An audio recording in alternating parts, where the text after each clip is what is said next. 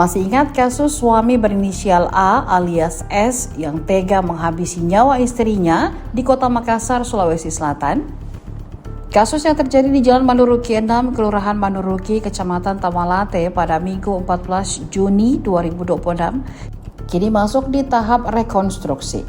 Rekonstruksi adalah tindakan atau proses pembangunan dan penyusunan kembali suatu objek, sistem atau peristiwa agar kembali ke bentuk atau keadaan aslinya.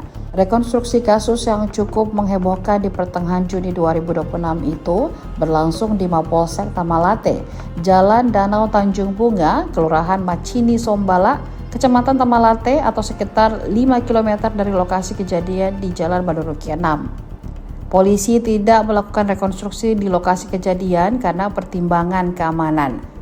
Meski digelar di dalam ruangan Polsek, rekonstruksi yang dihadiri Jaksa Penuntut Umum atau JPU juga disaksikan langsung keluarga dan kerabat korban. Meski tak ada fakta baru ditemukan dalam rekaman adegan yang diperagakan terduga pelaku A, Lati mengatakan motif dibalik kejadian cekcok suami istri hingga berujung ke pembunuhan karena adanya rasa cemburu dari korban. Konstruksi kasus pembunuhan istri oleh suaminya yang TKP Jalan Manduruki 6 lorong 1. Ya. Seperti apa jalannya? Jadi jalan rekonstruksi tadi dilakukan di dalam ruangan karena mengingat di TKP langsung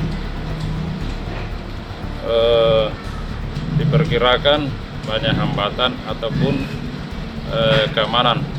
Rawan ya? Pertimbangan keamanan sangat rawan. Ya. Jumlah adegannya itu sebanyak 16 adegan. Fakta baru kita temukan belum ada, tetap sesuai dengan keterangan awal. Ya, motifnya itu persoalan rumah tangga, pertama ekonomi. Berlanjut itu si pelaku ini ditemukan tanda ciuman merah di leher oleh korban. Disitulah mulai awal pertengkaran sampai memuncak emosinya sampai terjadi pembunuhan. Sesuai rekon tadi, posisi korban itu dalam keadaan duduk main HP. Tiba-tiba ini korban langsung tusuk pisau lehernya dari arah belakang. Berapa kali dia di situ? Jadi tusuknya itu satu kali, cuma dia langsung gerek. Lehernya? Iya. Ini memang ada juga motif selingkuhan? Ya? Dugaan selingkuh? Ya, dugaannya seperti itu, cuma ditemukan itu tanda merah di leher. Jadi awalnya cekcok. Cuma karena mungkin sudah memuncak, dia punya emosi, akhirnya terjadi. Jadi tadi dihadiri oleh pihak keluarga korban, ya pada umumnya ibu-ibu. Ada riak ribut-ribut, berteriak-teriak.